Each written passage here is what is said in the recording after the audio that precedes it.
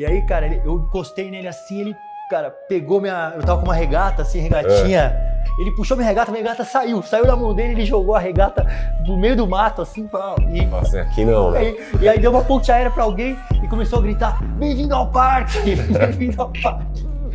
Tipo, esse foi meu batismo mesmo, do basquete de rua.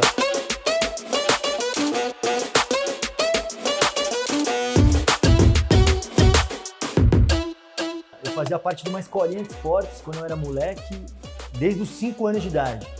É uma escolinha que chama Med Sport, uma escolinha que tem aqui em Pinheiros e é da medicina da USP, a escolinha. Meu pai era médico, então dentro do clube da medicina tinham alguns filhos de médico, mas não só filhos de médico, tinham várias crianças de vários outros lugares que faziam esse esporte, faziam essa escolinha.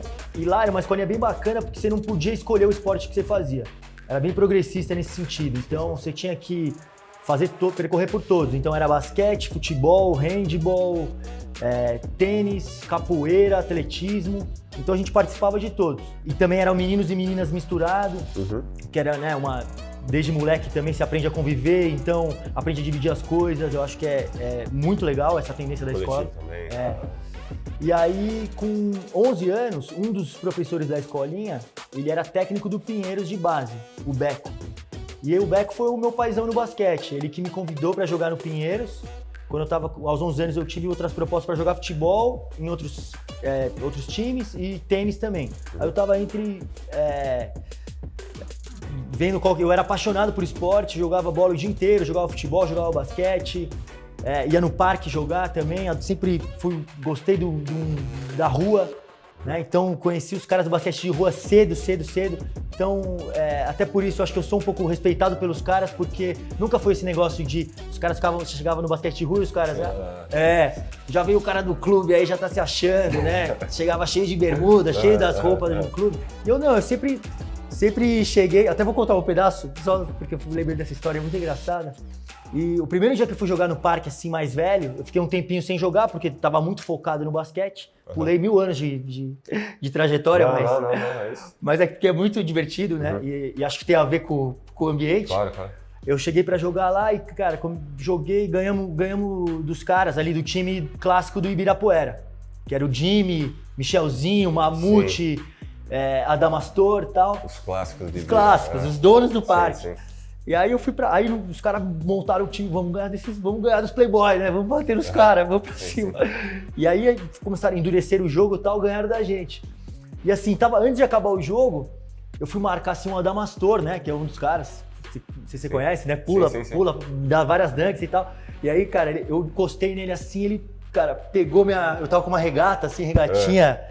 Ele puxou minha regata e jogou. Ele tava com a bola, ele puxou minha regata saiu da mão dele, ele jogou a regata do meio do mato, assim, Aqui não, né? E aí deu uma ponte aérea pra alguém e começou a gritar, bem-vindo ao parque, bem-vindo ao parque. Tipo, esse foi meu batismo mesmo. Quando efetivamente você viu que falou, basquete é isso mesmo, quero isso pra minha vida, e quando isso aconteceu, em que situação?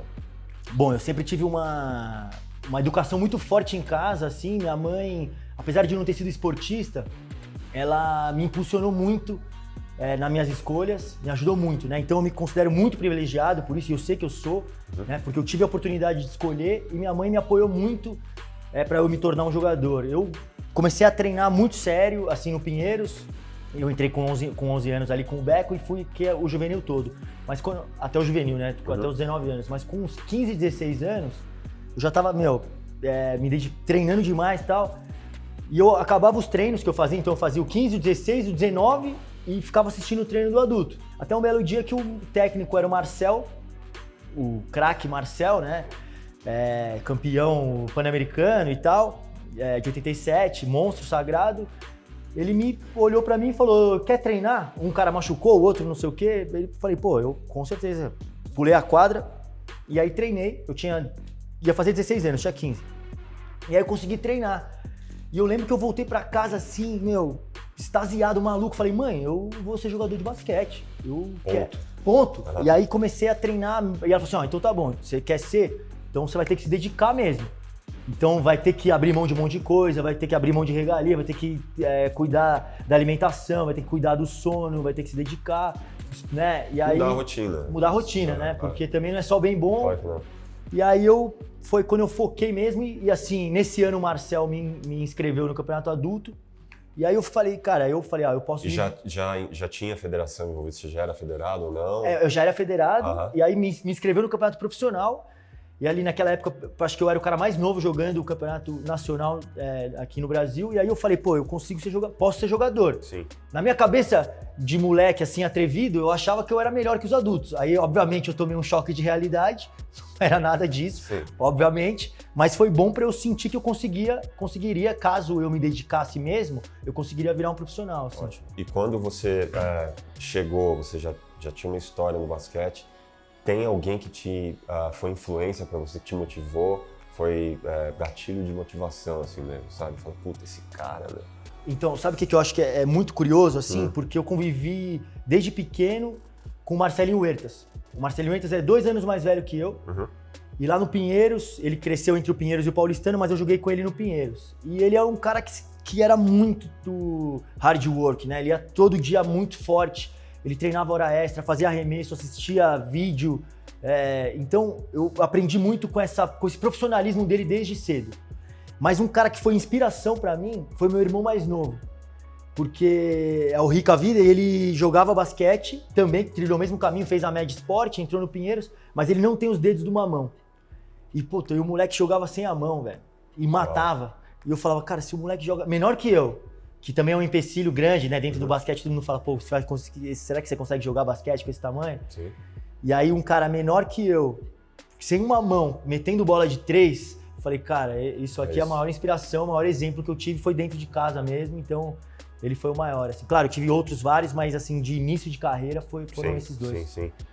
Como você imagina esse cenário daqui nos próximos anos, 5 ou 10 anos? E de que maneira você acha que poderia contribuir para a mudança lá na frente? O que você pode fazer agora? Muitas pessoas têm feito coisas interessantes, né? Acho que tem políticas privadas muito legais. A gente vê o Instituto da Janete, a gente vê o da Magic Paula, tem o do Varejão, tem o que o Leandrinho fez agora nas quadras periféricas, né? Vocês do Striptopia agora também reformaram várias tabelas lá na Zona Leste. Então eu acho que esse tipo de coisa é muito importante. Falta de iniciativa de iniciativas de entrega para a cidade. Né? Exato. Eu acho isso lindo, mas assim, todas as iniciativas são privadas. Então eu acredito que teria que ter algumas iniciativas de políticas de incentivo públicas para ajudar o esporte, para fomento do esporte, para tratar o esporte como prioridade mesmo. Né? Hoje eu sou supervisor do basquete do Sub-19 do Corinthians.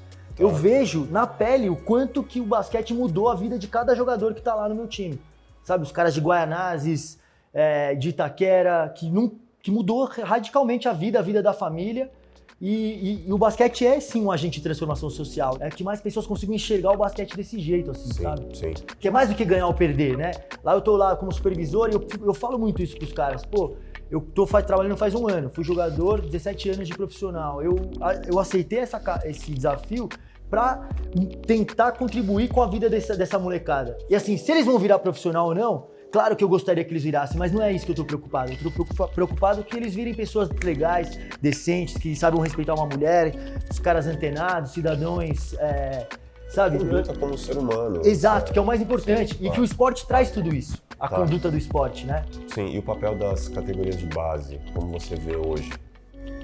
Olha, eu acho que tem melhorado muito, né? Os treinos, a dedicação dos técnicos, a dedicação dos jogadores também. Eu acho que agora a gente tem acesso a muito mais informação, né? Todos. Então tem vídeos toda hora, tem Instagram, Então todo mundo pode, é mais fácil fomentar e criar ídolos, né? Então, todo mundo conhece todos os jogadores da NBA, então os caras se contagiam desde cedo também com esse tipo de basquete. E eu acho que a categoria de base tem melhorado. Eu acho que tem um espelho próximo aqui, que é o do basquete argentino, que fez uma remodulação ali, uma reestruturação em algumas coisas lá que foram muito legais. Que foi o quê? Que eles fizeram uma associação dos treinadores.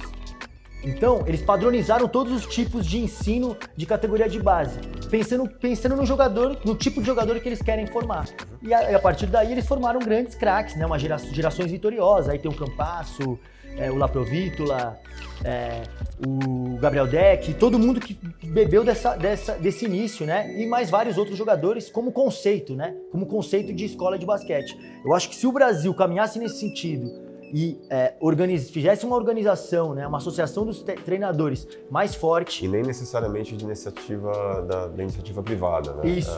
Deles mesmo, né? Sim. Uhum. Se eles acho que tivesse um pouquinho mais de união, né, em se comunicar, em tentar fazer o basquete crescer sem muito vaidade. Não é o meu trabalho, é o seu. Não é sobre isso, não é sobre a gente. Vitor, o que você faz no seu trabalho? Pega um pouco do meu, eu quero saber um pouco do seu, vamos fazer. Junto. Eu acho que falta um pouquinho disso ainda pra estar no ideal a categoria de base. Assim. Sim, o basquete em uma palavra pra você. É paixão, porque não tem como fazer sem, né? Eu me dedico muito. Eu acho que é isso, é um agente transformador, mas é muito amor, né? Muito amor envolvido, muita felicidade. Era uma palavra só, eu já falei umas 30. Mas é o que ela significa pra você. É o valor que ela tem pra você. E assim, eu falo pra todo mundo, mas não tem como você ser triste sendo um jogador de basquete, né? Você tá ali, seu uniforme de trabalho é uma bermuda, uma regata e um tênis. Pô, você tá entre os caras, entre os seus amigos, entre os seus companheiros, fazendo um esporte, dando o melhor pro clube, com a torcida envolvida, uma baita adrenalina, cuidando do corpo, cuidando da mente. Pô, se você tá infeliz, vamos lá, vamos repensar, né? Vamos pensar no conceito macro aí, olha pros outros, olha a situação dos outros, pelo amor de Deus. Muito bom, é isso.